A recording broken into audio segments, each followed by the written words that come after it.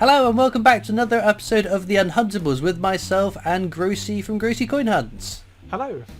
So today we're hunting through 5p coins, looking ideally for NIFC coins, territory coins or other interesting things. There's a detailed list down in the description if you want to find out all the bits and pieces we're looking for, not just for the 5p's but for the 2p's and the 20p's of the other denomination that I almost forgot that we do as well.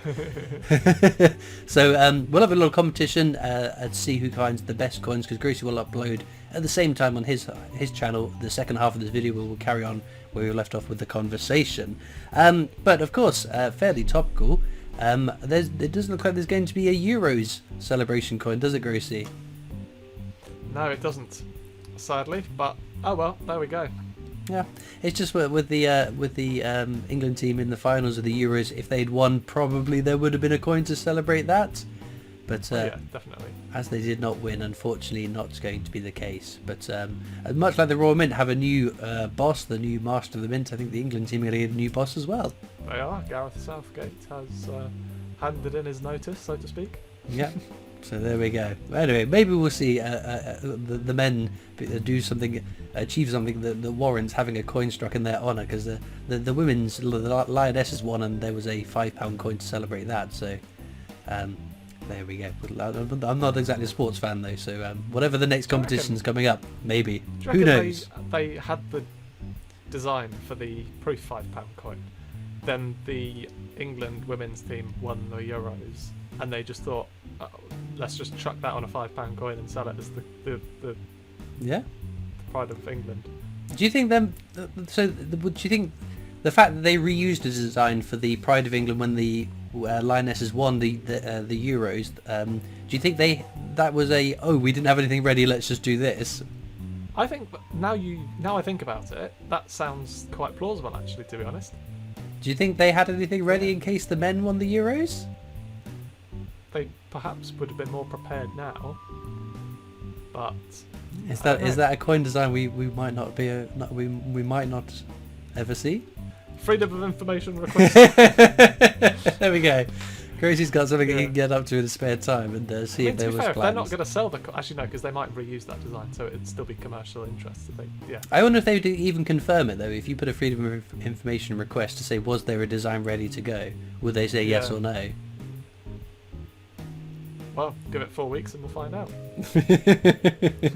But no. So we've had a couple of coin series come to an end quite recently.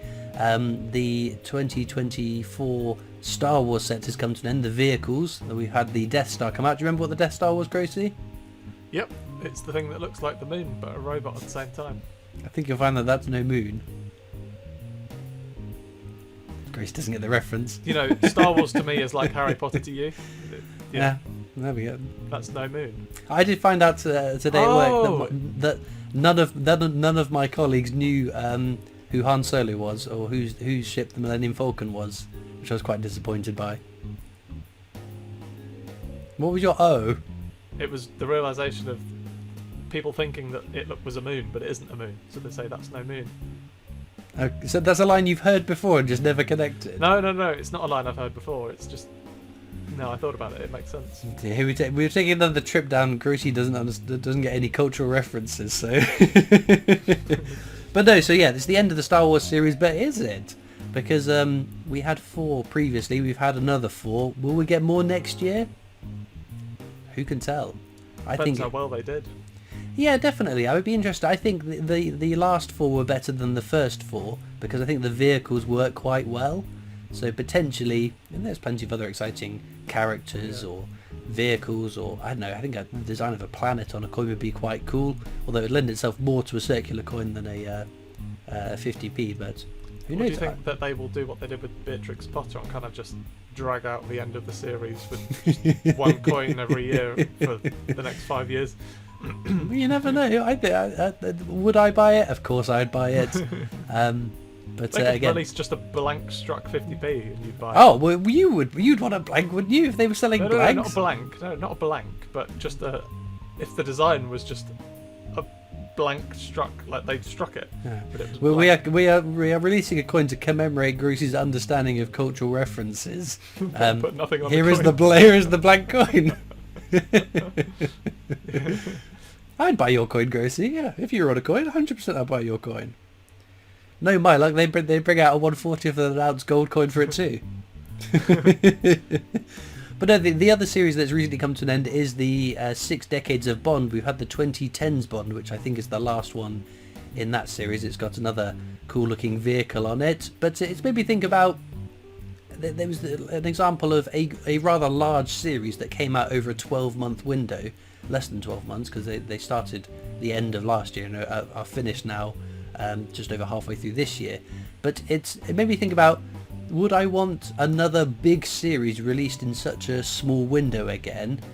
And I think my answer is no.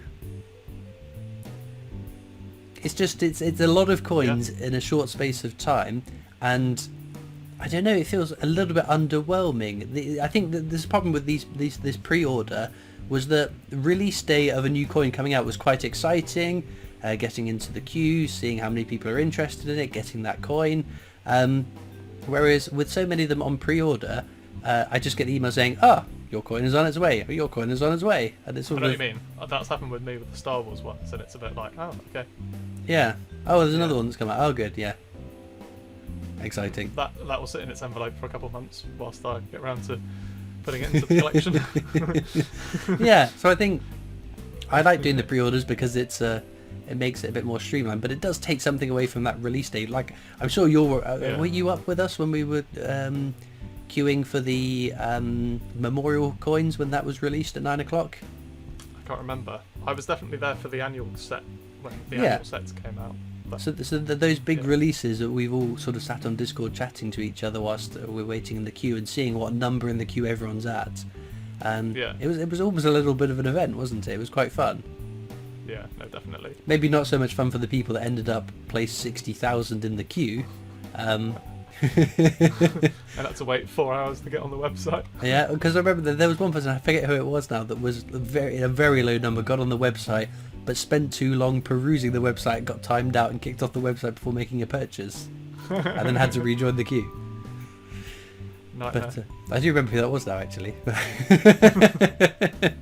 But again, I feel like these releases is losing some of the excitement. I don't know whether it's because of the pre-order. I don't know whether it's because they're all into pushing out so many commemorative coins that it sort of waters down the excitement. If there was only 5 releases a year on the 50p's and a couple of £2 coins, I don't know. I'm feeling a little bit less excited about new releases in a strange way. Yeah, I think I'm the same. Although I don't know whether that's just because we've now been buying the coins for so long, that novelty factor is not the same as what it used to be. Yeah, maybe. For, say, someone who's brand new to it now. Yeah. Getting their first coin through the post, their first silver proof through the post, finding the fingerprints on it and toning after a month. I'll be interested to see, actually. So I've sent some of my silver proofs off to NGC to be graded. It'll be interesting to see whether the fact of them being in the slab will prevent any toning happening. So my Team GB silver proof, which is brand new, so there's no toning on it at the moment. When that comes back, it'll be interesting to see over the next year whether that actually does end up toning within the capsule as well, the slab. That's an interesting point, because I still think it's because the capsules aren't totally shut. Because again, when mine arrive, I always just tighten the capsules a little bit, and they don't seem those ones that I've tightened up don't seem to be toning, which is good. Yeah, I think obviously the NGC slab is airtight, I'm assuming. Yeah, I would have thought so. But no, interesting point. But that being said, there are still a few more things still to come that we know about, especially like the 4 different 50p's that I've noted down. The second Harry Potter of the year, Harry Potter being abducted by mer people, the red arrows, the Gruffalo, the snowman. So again, maybe that will reignite the excitement, having to actually queue and buy those coins. But it will be interesting to see what the mintages are on those, because we've seen more recent releases cut down the mintages a bit. Yeah, so I think also just going back, maybe it's the large amount of sets that we need to go back to just having really exciting individual releases. Yeah. That would be quite fun, I think. Yeah. Mm-hmm, definitely. But We can now also book Royal Mint Christmas strike experience tours, so you can go and Unbelievable. book. Yeah, I mean we're halfway through July. Not that it feels halfway through July. There's been terrible weather recently, but yeah, the idea that we've now got to start planning our Christmas tour. It does make me think though. What do we expecting to be the Christmas strike your own? Presumably, is there a snowman coming again? Yeah, there is a snowman coming. Well, it's going to be that then. Well, you say that, and I was thinking to myself, the Christmas tours, they're not really designed for coin collectors like you and I, or the general viewer. Those Christmas tours, they deck the Royal Mint out as if it's Santa's little grotto, making coins for Christmas presents, and it's very much a sort of a child Christmas experience. So, I suppose. I think... I don't know what... Sorry. So I think that potentially we might see a Gruffalo Christmas strike. Maybe. I mean the snowman is the snowman is the typical Christmassy thing, but I'm thinking if kids are going along the Gruffalo, we know Gruffalo's coming, maybe even Harry Potter, depending when they get released. That's what I was going to say, that we had Harry Potter for the Christmas Strike Your Own in 2022. That's true, yeah. It was the Hogwarts, the Hogwarts Express it was. Yeah. And I don't know what makes more sense. You turn up and it's just a non-Christmas related coin, but the children will know it, because, well, they probably will know Harry Potter. And then, alternatively, you have the snowman, which realistically, I mean, the snowman is obviously getting older in terms of its, when it was first written and published, etc. So maybe a lot of children of today might not know it, but obviously it's the snowman, so it's Christmas related in that sense. Yeah. It's winter related, so yeah, it's an interesting dilemma. Yeah, I just think like it's the tours are designed for the kids. I don't know how they pick the Strike Your Own, I must admit, but I think that the Gruffalo might be a good idea. It depends when it gets released. If it's released way before the Christmas tours begin, then obviously it's not going to be. But yeah, I think for the kids that are primarily on the tour, I think it's the only time of the year where you bring the average age up, Grossy. So it'd be interesting to see. But as we know, I have a terrible record of calling the Christmas, calling Strike Your Own's full stop. Whatever I say, the opposite happens. Although you were right about whatever happened with the Team GB one. Ah, finally! I finally predicted one thing right. Well done me, pat on my back. That's the first time I've guessed it right.